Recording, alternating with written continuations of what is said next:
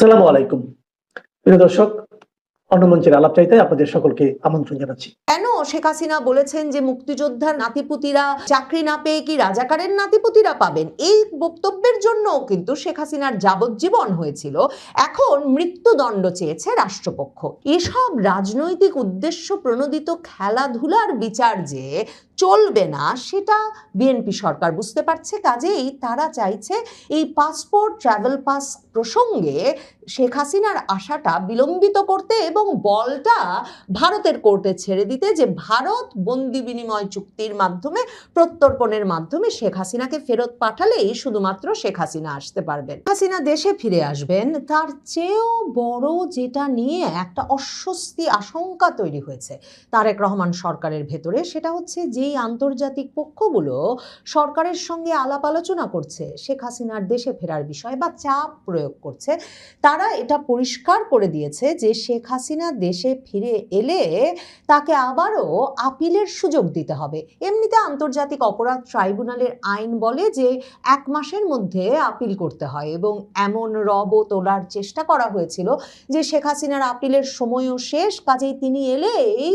তার মৃত্যুদণ্ড কার্যকর করে দেওয়ার পথ পরিষ্কার করা আছে। কিন্তু এখন আন্তর্জাতিক পক্ষগুলোর চাপে সরকারকে, ট্রাইব্যুনালের চিফ প্রসিকিউটরকে এ কথাটা পরিষ্কারভাবে আন্তর্জাতিক সংবাদ মাধ্যম বিবিসি সহ বিভিন্ন তরফে বলতে হচ্ছে যে শেখ হাসিনা ফিরে এলে তাকে আপিলের সুযোগ দেওয়াটাই একটা স্বাভাবিক প্রক্রিয়া হবে, কারণ এরকম মৃত্যুদণ্ডের আসামির ক্ষেত্রে, এমনকি ট্রাইব্যুনালের আসামির ক্ষেত্রে এ ধরনের ঘটনা ঘটবার আগেও অনেক নজির আছে। শেখ হাসিনা এমন অবস্থায় দেশে ফিরে আসতে চান, তিনি বারবার বলছেন যে ফাঁসির মঞ্চ তৈরি করুক, তিনি আসলেই ফাঁসিও দিয়ে দিতে পারে, জেলেও রাখতে পারে, জেলখানাও প্রস্তুত করুক। কিন্তু সরকারের আশঙ্কার জায়গা হচ্ছে যে শেখ হাসিনা দেশে ফিরলে রাজনৈতিক পরিস্থিতিটা যেভাবে উন্মাতাল হয়ে পড়বে, তাতে তার একটা বিচার প্রক্রিয়া তিনি দেশে থাকা অবস্থায় চালিয়ে নিয়ে যাওয়া সত্যিকার অর্থেই রাজনৈতিকভাবে খুবই মুশকিলের একটা পরিস্থিতিতে ফেলবে তারেক রহমান সরকারকে। সে কারণে তারেক রহমান সরকার, বিএনপি সরকার এই সময়ে শেখ হাসিনার পাসপোর্ট ইস্যুটাকেই আসলে নানাভাবে খেলতে চাইছে। 2025-এর জানুয়ারিতে ইউনূস সরকার শেখ হাসিনার পাসপোর্ট বাতিল করে দিয়েছিলেন। এখন ওই যে সংবাদ মাধ্যমে খবরও বেরিয়েছিল যে শেখ হাসিনা তো একটা ট্রাভেল পাস হলেই আসতে পারেন এবং শেখ হাসিনা ট্রাভেল পাসের আবেদনও করবেন।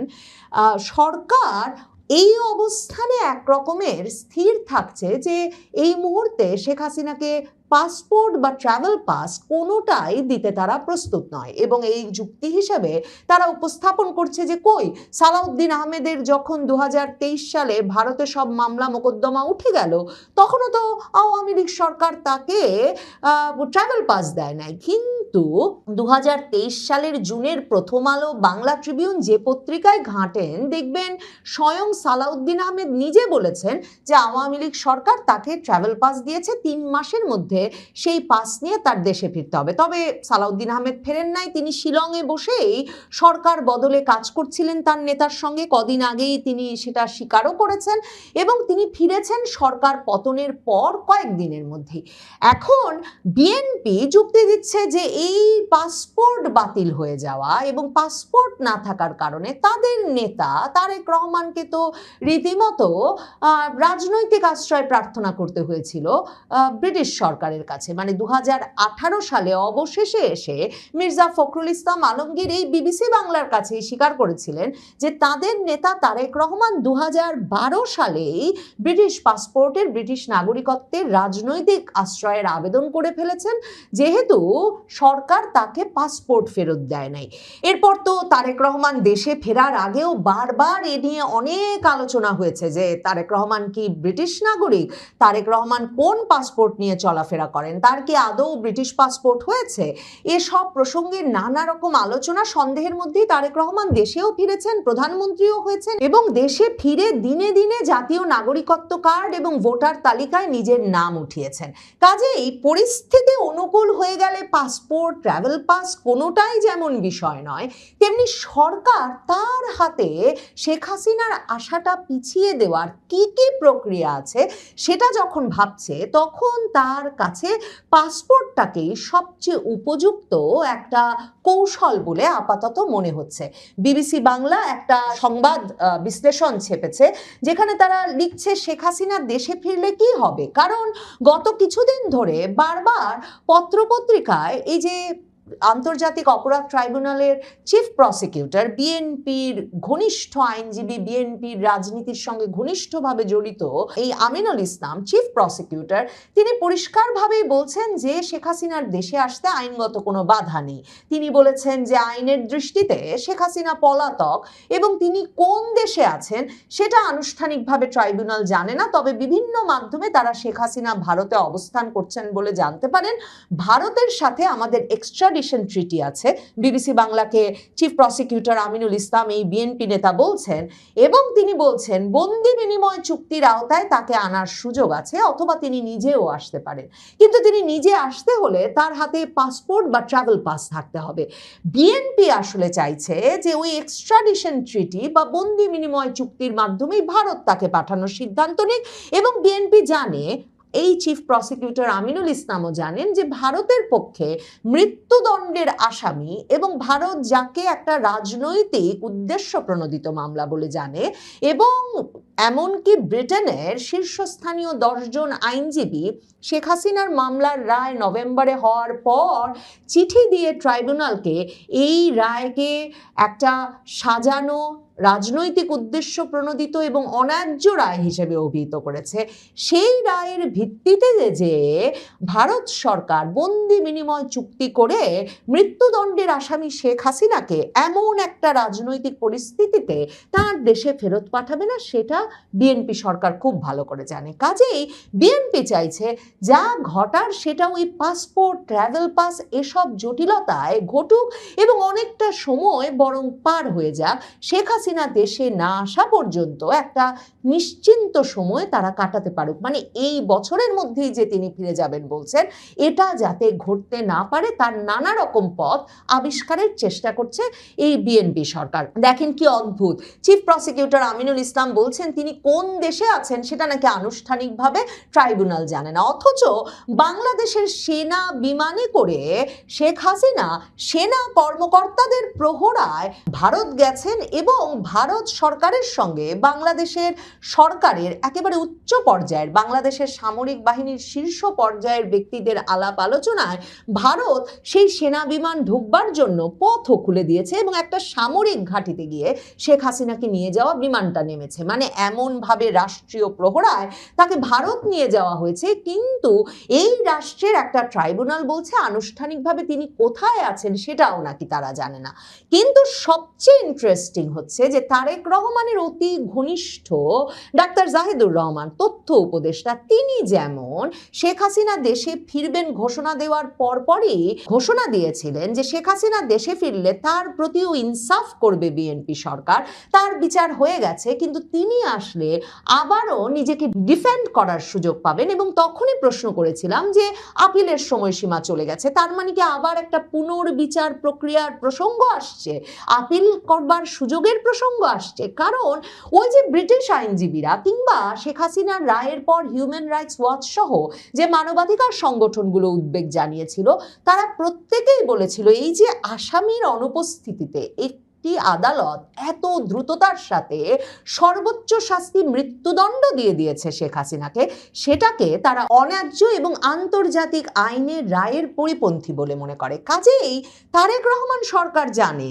বিএনপি সরকার জানে, এখন শেখ হাসিনা ফিরলে তাদেরকে ইনসাফ করতেই হবে, মানে আপিলের সুযোগ দিতেই হবে, এবং আপিলের সুযোগ দিলে যেসব কারণে যাবজ্জীবন দিয়ে দেওয়া হয়েছে, এখন আবার এই আমিনুল ইসলাম চিফ প্রসিকিউটর তার নেতৃত্বে রাষ্ট্রপক্ষ আবার আপিল করেছে যে কেন শেখ হাসিনা বলেছেন যে মুক্তিযোদ্ধার নাতিপুতিরা চাকরি না পেয়ে কি রাজাকারের নাতিপুতিরা পাবেন, এই বক্তব্যের জন্য কিন্তু শেখ হাসিনার যাবজ্জীবন হয়েছিল, এখন মৃত্যুদণ্ড চেয়েছে রাষ্ট্রপক্ষ। এসব রাজনৈতিক উদ্দেশ্য প্রণোদিত খেলাধুলার বিচার যে চলবে না সেটা বিএনপি সরকার বুঝতে পারছে। কাজেই তারা চাইছে এই পাসপোর্ট ট্রাভেল পাস প্রসঙ্গে শেখ হাসিনার আশাটা বিলম্বিত করতে এবং বলটা ভারতের কোর্টে ছেড়ে দিতে, যে ভারত বন্দি বিনিময় চুক্তির মাধ্যমে প্রত্যর্পণের মাধ্যমে শেখ হাসিনাকে ফেরত পাঠালেই শুধুমাত্র শেখ হাসিনা আসতে পারবেন। বিএনপি সরকার সবচেয়ে বড় যে কারণে ঠেকে গেছে সেটা হচ্ছে এই যে আন্তর্জাতিক অপরাধ ট্রাইব্যুনালেই মৃত্যুদণ্ডপ্রাপ্ত বাচ্চু রাজাকার আবুল কালাম আজাদ, তিনি 2013 সালে আন্তর্জাতিক অপরাধ ট্রাইব্যুনালে যুদ্ধাপরাধের দায়ে তার মৃত্যুদণ্ড হয়েছিল, ধর্ষণ, হত্যা সহ নানা রকম গুরুতর অপরাধে। সেই আবুল কালাম আজাদ বাচ্চু রাজাকার তারপর থেকেই উধাও ছিলেন, পুরো বিচার কার্যটার সময়ও তিনি উধাও ছিলেন। 2026 সালে তিনি এসে আদালতে আত্মসমর্পণের আবেদন করেন।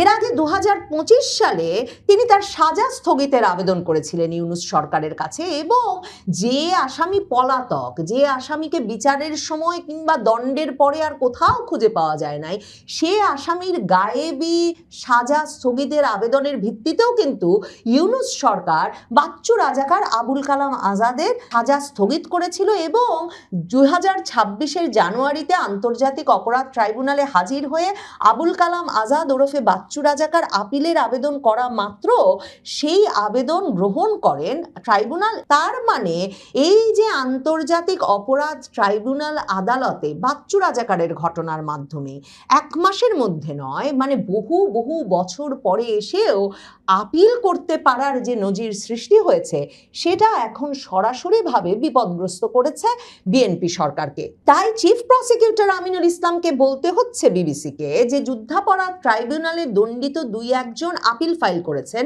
সেখানে আমাদের আপিল বিভাগের সংবিধানের আর্টিকেল 104-এর আওতায় প্রিন্সিপাল অফ কমপ্লিট জাস্টিস, ওই নীতিতে অনেকের আপিল আদালত নিয়েছেন।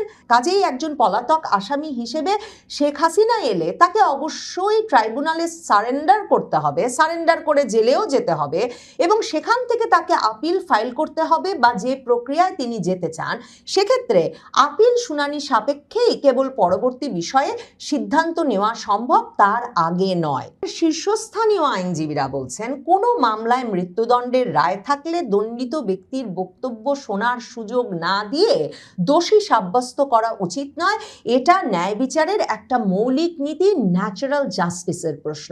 এই প্রশ্নটাই কিন্তু amnesty international, human rights watch থেকে শুরু করে ব্রিটেনের শীর্ষস্থানীয় আইনজীবীরা আন্তর্জাতিক অপরাধ ট্রাইব্যুনালের কাছেও তুলে রেখেছে। কিন্তু তাতেই কি শেখ হাসিনার দেশে ফেরার পথে সব বাধা দূর হয়ে গেছে? বিবিসি বাংলাকে সুপ্রিম কোর্টের সিনিয়র আইনজীবী মনজিল মোর্শেদ মনে করিয়ে দিয়েছেন যে আমি মনে করি তার দেশে আসতে বাধা আছে। বাধা হলো পাসপোর্ট। উনি যখন গেছেন তখন ওনার কাছে রেড পাসপোর্ট ছিল, কিন্তু সরকার সেই রেড পাসপোর্ট বাতিল করে দিয়েছে। এখন ওনার কাছে কোনো ভ্যালিড পাসপোর্ট নাই। বিএনপি সরকার এই পাসপোর্ট ইস্যুটা নিয়েই শেখ হাসিনার দেশে ফেরা যতটা সম্ভব বিলম্বিত করতে চাইছে। শেখ হাসিনা দেশে ফিরলে কি হবে? আপনারা জানেন যে শেখ হাসিনার দেশে ফেরার ঘোষণা মাস 2 আগে ঘোষণা দিয়েছেন, এবং সর্বশেষ গত 29 জুন ভারতীয় গণমাধ্যম, শীর্ষ গণমাধ্যম এনডিটিভিতে একটি সাক্ষাৎকার দিয়ে তিনি সুনির্দিষ্ট সময়সীমা অর্থাৎ এই বছরের মধ্যে তিনি দেশে ফিরে আসবেন। আর তার এই দেশে ফেরার ঘটনাকে কেন্দ্র করে বাংলাদেশে main stream media, social media, শুধু বাংলাদেশে নয় বিশ্বব্যাপী ব্যাপক তোলপাড় পড়ে গেছে। বিশ্ব শেখ হাসিনাকে এমন ভাবে প্রমোট করছে যে এনডিটিভির এক সাক্ষাৎকারকে কেন্দ্র করেই প্রায় 150 গণমাধ্যম, শতাধিক 100 থেকে 150-র মাঝামাঝি এইরকম পৃথিবীর বিরাট বিরাট গণমাধ্যম তাকে নিয়ে আলাদা আলাদা স্টোরি করেছে। কাজে দেশেও স্বাভাবিকভাবে আলোচনা হচ্ছে যে শেখ হাসিনা ফেললে বাংলাদেশের রাজনৈতিক পরিস্থিতি কি হবে, সামাজিক পরিস্থিতি কি হবে এবং আইনগতভাবে কি হবে, এগুলো চুলচেরা বিশ্লেষণ চলছে। আজকে বিবিসি বাংলা একটি স্টোরি করেছে যে শেখ হাসিনা দেশে ফিরলে বা তার ফিরতে কোনো বাধা আছে কিনা, আইনগত দিক নিয়ে মূলত বিশ্লেষণ করেছে। তার আলোকে আমরা একটু বুঝতে চেষ্টা করব যে বিবিসি বাংলা কি বলছে, কিংবা শেখ হাসিনা আসলে ফিরলেই বা কি হবে, আইনগতভাবে কি হবে। তিনি কি গ্রেপ্তার হবেন নাকি সরাসরি জেলে যাবেন, আর মৃত্যুদণ্ডপ্রাপ্ত একজন আসামি হিসেবে তার আইনি ভবিষ্যৎই বাকি। এই মুহূর্তের ভিডিওতে আমরা আন্তর্জাতিক অপরাধ ট্রাইব্যুনাল, দেশের শীর্ষ আইন বিশেষজ্ঞ এবং বিবিসি বাংলার চুলচেলা বিশ্লেষণ করে জানব শেখ হাসিনার দেশে ফেরার পথে আসল বাধা কোথায় এবং আইনি প্রক্রিয়াগুলো ঠিক কি কি। পুরো বিষয়টি জানতে ভিডিওটি শেষ পর্যন্ত দেখুন। শুরুতে আমাদের একটু পেছনে ফিরে তাকাতে হবে 2024 সালের জুলাই আগস্টের সেই উত্তাল সময়ে সংগঠিত তথাকথিত মানবতা বিরোধী অপরাধের মামলায় সাবেক প্রধানমন্ত্রী শেখ হাসিনা ও সাবেক স্বরাষ্ট্রমন্ত্রী আসাদুজ্জামান খান কামালকে মৃত্যুদণ্ডের রায় দেয় আন্তর্জাতিক অপরাধ ট্রাইব্যুনাল। এবং এই ট্রাইব্যুনালটাও তথাকথিত, কারণ আপনারা জানেন যে এই ট্রাইব্যুনালটির জন্ম হয়েছিল 1971 সালের মানবতা বিরোধী অপরাধীদের বিচার করবার জন্য। খেয়াল করে দেখবেন যে 2024 সালের অগাস্ট মাসে শেখ হাসিনা পতনের পর এই মানবতা বিরোধী অপরাধ ট্রাইব্যুনালের চেহারা, রূপ পাল্টে দেওয়া হয়েছে। যুদ্ধাপরাধীদের বিচার কিন্তু বাংলাদেশে এখন আর হচ্ছে না। অর্থাৎ বাংলাদেশের এই মুহূর্তের বাংলাদেশ ইউনূসের বাংলাদেশ ছিল কদিন আগে, আজকে তারেক রহমানের বাংলাদেশ মনে করছে না যে 1971 সালে আমাদের মহান মুক্তিযুদ্ধের বিরুদ্ধে মানবতা বিরোধী অপরাধ কেউ করেছিল, যার কারণে তারেক রহমানও তথাকথিত মুক্তিযোদ্ধার দল বিএনপিও আন্তর্জাতিক অপরাধ ট্রাইব্যুনালে কোনো বিচার করছে না, যুদ্ধাপরাধীদের বিচার করছে না। 2025 সালের 17 নভেম্বর শেখ হাসিনার বিরুদ্ধে একটি রায় ঘোষণা করা হয়। এই মামলায় শেখ হাসিনাকে পলাতক হিসেবে বিচার করা হয়েছে। এখন প্রশ্ন হচ্ছে, রায় তো হয়ে গেছে, তাহলে আপিলের সুযোগ কি আছে? তো আন্তর্জাতিক অপরাধ ট্রাইব্যুনাল 1973-এর আপিলের অধিকার সংক্রান্ত 21 ধারায় পরিষ্কার বলা আছে, দণ্ডিত ব্যক্তি, সরকার বা অভিযোগকারীকে রায়ের তারিখ থেকে 30 দিনের মধ্যে আপিল দায়ের করতে হবে। এই সময়সীমা পার হয়ে গেলে আর কোনো আপিল করা যাবে না। তাহলে শেখ হাসিনার আপিল করার সময় কি শেষ? এই বিষয়ে ট্রাইব্যুনালের chief prosecutor Aminul Islam BBC বাংলাকে একটি চাঞ্চল্যকর তথ্য জানিয়েছেন। তিনি বলেন, আপিলের নির্ধারিত সময় পার হওয়ার পরেও আন্তর্জাতিক অপরাধ ট্রাইব্যুনালের মামলায় দণ্ডিত ব্যক্তির আপিল করার নজির কিন্তু আমাদের দেশেই আছে। চিফ প্রসিকিউটর আমিনুল ইসলাম উদাহরণ দিয়ে জানান, 71-এর মানবতা বিরোধী অপরাধে মৃত্যুদণ্ডপ্রাপ্ত পলাতক আসামি আবুল কালাম আজাদ ওরফে বাচ্চু রাজাকারও পরবর্তীতে আপিল করার সুযোগ পেয়েছিলেন। তিনি আরো জানান, যুদ্ধাপরাধ ট্রাইব্যুনালে দণ্ডিত 2-1 যখন পরে আপিল ফাইল করেছেন, তখন আমাদের সুপ্রিম কোর্টের আপিল বিভাগ সংবিধানের আর্টিকেল 104 এর আওতায় প্রিন্সিপাল অফ কমপ্লিট জাস্টিস বা সম্পূর্ণ ন্যায় বিচারের নীতিতে অনেকের আপিল গ্রহণ করেছেন। বাংলাদেশের সংবিধানে এই 104 অনুচ্ছেদে বলা হয়েছে, আপিল বিভাগের নিকট বিচারাধীন যে কোনো মামলায় সম্পূর্ণ ন্যায় বিচারের জন্য আদালত যে কোনো নির্দেশ, আদেশ, ডিক্রি বা রিট জারি করতে পারবেন। আইন বিশেষজ্ঞরা বলছেন, মৃত্যুদণ্ডের মামলায় সবচেয়ে উল্লেখযোগ্য উদাহরণ হলো বাংলাদেশের প্রতিষ্ঠাতা বঙ্গবন্ধু শেখ মুজিবুর রহমানকে সপরিবারে হত্যার মামলা। 1975 সালের 15 আগস্টের সেই নির্মম হত্যাকাণ্ডের মামলায় মৃত্যুদণ্ডপ্রাপ্ত আসামি ল্যান্সার A.K.M. মহিউদ্দিন আহমেদ দীর্ঘ সময় পলাতক ছিলেন। পরবর্তীতে তিনি মার্কিন যুক্তরাষ্ট্র থেকে প্রত্যার্পিত হয়ে বাংলাদেশে এসে আত্মসমর্পণ করেন এবং 2007 সালের সেপ্টেম্বরে আপিল বিভাগ তাকে আপিল করার অনুমতি দেয়। বিচারিক প্রক্রিয়া শেষে 2010 সালের জানুয়ারিতে তার মৃত্যুদণ্ড কার্যকর করা হয়। অর্থাৎ আইনগত প্রথা হলো, পলাতক ব্যক্তিকে নির্ধারিত সময়ের পরে হলেও আদালতে আত্মসমর্পণ করে কারাগারে যেতে হবে এবং সেখান থেকে বিলম্বের কারণ দেখিয়ে আপিলের আবেদন করতে হবে। সেটি আদালত গ্রহণ করবেন কিনা তার সম্পূর্ণ আদালতের এখতিয়ার। সুপ্রিম কোর্টের আইনজীবীরা বলছেন, কোনো মামলায় মৃত্যুদণ্ডের রায় থাকলেও দণ্ডিত ব্যক্তির বক্তব্য না শুনে চূড়ান্ত দোষী সাব্যস্ত করা ঠিক নয়। এটি ন্যাচারাল জাস্টিস বা ন্যায় বিচারের একটি মৌলিক নীতি। সুপ্রিম কোর্টের জ্যেষ্ঠ ও ফৌজদারি আইন বিশেষজ্ঞ SM শাহজাহান বলেন, কারো কথা না শুনে তাকে দোষী বলা উচিত নয়। উনি যদি এখানে এসে আপিল করতে চান, সেটা অন মেরিটে নিষ্পত্তি করতে হবে। এটা কোয়েশ্চেন অফ ন্যাচারাল জাস্টিস এবং বাংলাদেশের আদালতে এটি একটি প্রথা। একই সুর শোনা গেছে সুপ্রিম কোর্টের আইনজীবী এবং স্বতন্ত্র সংসদ সদস্য রুমিন ফারহানার কণ্ঠেও তিনি স্পষ্ট জানিয়েছেন, আইনগত অবশ্যই কোনো বাধা নেই, উনি ফিরবেন, ফিরে আত্মসমর্পণ করবেন। আমাদের সাধারণ সিআরপিসির যে প্রসিডিউর সেটি উনি ফলো করবেন। তবে এখানে একটি বড় টুইস্ট রয়েছে। চিফ প্রসিকিউটর আমিনুল ইসলাম জানিয়েছেন, ব্যক্তি হিসেবে শেখ হাসিনার মুভমেন্ট বা চলাচলের ওপর কোনো নিষেধাজ্ঞা নেই। তবে কার্যক্রম নিষিদ্ধ হওয়া দল আওয়ামী লীগের সদস্য হিসেবে তার রাজনৈতিক কার্যক্রমের উপর নিষেধাজ্ঞা আছে। তিনি বলেন, একজন ফিউজিটিভ বা পলাতকের পক্ষে কোনো আইনগত সুবিধা পাওয়ার সুযোগ নেই, তাকে অবশ্যই দেশে আসতে হবে, এই ট্রাইব্যুনালেই সারেন্ডার করতে হবে, জেলে যেতে হবে এবং সেখান থেকে আপিল ফাইল করতে হবে। এবার আসা যাক সবচেয়ে বড় ও বাস্তবসম্মত বাধায়। শেখ হাসিনা চাইলেই কি কালকেই বিমানে চড়ে দেশে চলে আসতে পারবেন? সুপ্রিম কোর্টের জ্যেষ্ঠ আইনজীবী মঞ্জিল মোর্শেদ বিবিসি বাংলাকে একটি অত্যন্ত গুরুত্বপূর্ণ পয়েন্ট মনে করিয়ে দিয়েছেন। তিনি বলেন, দেশ ছাড়ার সময় শেখ হাসিনার কাছে যে লাল পাসপোর্ট বা কূটনৈতিক পাসপোর্ট ছিল, পরবর্তী সরকার সেটি বাতিল করে দিয়েছে। এর অর্থ হলো এই মুহূর্তে শেখ হাসিনার কাছে কোনো বৈধ পাসপোর্ট নেই। তাহলে তিনি ফিরবেন কিভাবে? পাসপোর্ট ছাড়া তো কোনো আন্তর্জাতিক বিমানে চড়া অসম্ভব। এর একমাত্র উপায় হলো ট্রাভেল পাস। মঞ্জিল মোর্শেদ অতীত উদাহরণ টেনে বলেন, বর্তমান স্বরাষ্ট্রমন্ত্রী সালাউদ্দিন আহমদ যখন শেখ হাসিনার আমলে ভারত থেকে ফিরতে চেয়েছিলেন, তখন তিনি ট্রাভেল পাস চেয়েও পাননি। মঞ্জিল মোর্শেদের ভাষায়, সরকার যদি বিরুদ্ধে থাকে তবে সাধারণত ট্রাভেল পাস দেয় না। সরকার যদি ট্রাভেল পাস দেয় তবেই তিনি দেশে আসতে পারবেন। আর দেশে ফেরার ক্ষেত্রে এটি সবচেয়ে বড় বাস্তব বাধা।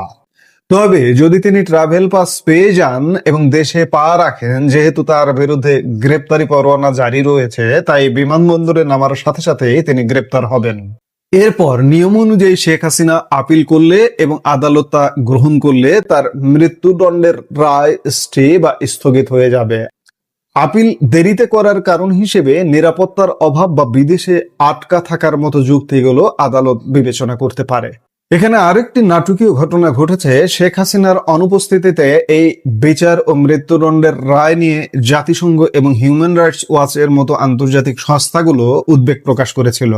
আর এই রায়ের 5 মাসের মাথায়, অর্থাৎ 1 এপ্রিল, যুক্তরাজ্যের একটি বিখ্যাত ল ফার্ম কিংসলি নেপোলির মাধ্যমে আন্তর্জাতিক অপরাধ ট্রাইব্যুনালে একটি চিঠি পাঠান শেখ হাসিনা, যেখানে এই বিচারকে অবৈধ ও আন্তর্জাতিক আইনের পরিপন্থী এবং মৃত্যুদণ্ড কার্যকর করা হলে তা বিচার বহির্ভূত হত্যাকাণ্ড হবে বলে দাবি করা হয়। আওয়ামী লীগের কেন্দ্রীয় নেতা মোহাম্মদ আলী আরাফাতও সে সময় চিঠির বিষয়টি বিবিসি বাংলাকে নিশ্চিত করেছিলেন।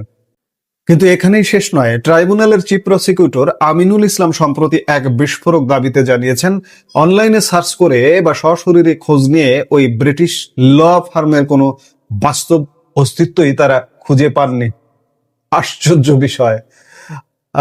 ম্যানুয়াল হলে পাওয়া যাবে না, কিন্তু ডিজিটাল যুগের ডিজিটাল মানুষ হলে নিঃসন্দেহে পাওয়া যাবে। এই যে দেখুন, আমরা পাচ্ছি কিভাবে? কিংসলি নেপোলির ওয়েবসাইট। যেহেতু চিঠিটি চিফ প্রসিকিউটরকে সরাসরি অ্যাড্রেস করে পাঠানো হয়নি এবং ফার্মেরই হদিশ মেলেনি, তাই অফিসিয়ালি তারা এটিকে কোনো গুরুত্বই দেননি। তাহলে শেখ হাসিনা দেশে ফেরানোর অন্য উপায় কি? চিফ প্রসিকিউটর মনে করিয়ে দেন, ভারতের সাথে আমাদের এক্সট্রাডিশন ট্রিটি বা বন্দি বিনিময় চুক্তি আছে। সেই চুক্তির আওতায় তাকে সরকারিভাবে ফিরিয়ে আনার সুযোগ রয়েছে। কিন্তু সরকার ফিরিয়ে আনার কোনো উদ্যোগ নেয়নি। 5ম মাস চলছে। আমি 2 দিন আগেও এক ভিডিওতে বলেছিলাম যে সরকার কিন্তু এখনো পর্যন্ত অফিসিয়াল কোনো চিঠিপত্র ভারতকে দেয়নি। সরকার তো তাকে আসলে ফেরাতে চায় না। ওই যে অনেকে বলেন যে শেখ হাসিনা ফিরলে হজম করা কঠিন হবে, সেই হজম করা কঠিন থেকে এই সরকার হয়তো তাকে ফেরাতে চাইছেন না। কিন্তু শেখ হাসিনা তো ফিরবেনই, দৃঢ়ভাবে সিদ্ধান্ত নিয়েছেন তিনি আসছেনই, আসবেনই। এবং এই বছর, আমরা এর আগেও বলেছি, আবারও বলছি, অগাস্ট পরবর্তী সময় সেপ্টেম্বর, অক্টোবর, নভেম্বর মাসের কোনো এক সময় শেখ হাসিনা সেই মহেন্দ্রক্ষণে হাজির হবেন এবং দেশের মাটিতে পা রাখবেন। জ্যেষ্ঠ আইনজীবী শাহদিন মালিকের মতে, রাজনৈতিক পট পরিবর্তনের সাথে সাথে অনেক সময় আইনের ব্যাখ্যাও বদলে যায়। সময় পার হলেও আপিল গ্রহণ করা হবে কিনা তা সম্পূর্ণ আদালতের রাজনৈতিক ও আইনি সদিচ্ছার উপর নির্ভর করছে। তো দর্শক, লাল পাসপোর্ট বাতিল, ট্রাভেল পাসের জটিলতা আর ট্রাইব্যুনালে আত্মসমর্পণের এই দীর্ঘ আইনি প্রক্রিয়ার বেড়াজাল ডিঙ্গিয়ে শেখ হাসিনা কি সত্যিই এবছর দেশে ফিরবেন, নাকি ভারতের আশ্রয়ে কেটে যাবে আরো দীর্ঘ সময়? আবারও বলছি যে শেখ হাসিনা দেশে ফিরবেন, যে কোনো উপায়ে দেশে ফিরবেন। তিনি গুলি খাবেন, তিনি জেলে যাবেন, ফাঁসি হবে ইত্যাদি অনেক কিছু মাথায় নিয়েই তিনি দেশে ফিরবেন, ফিরতে যাচ্ছেন।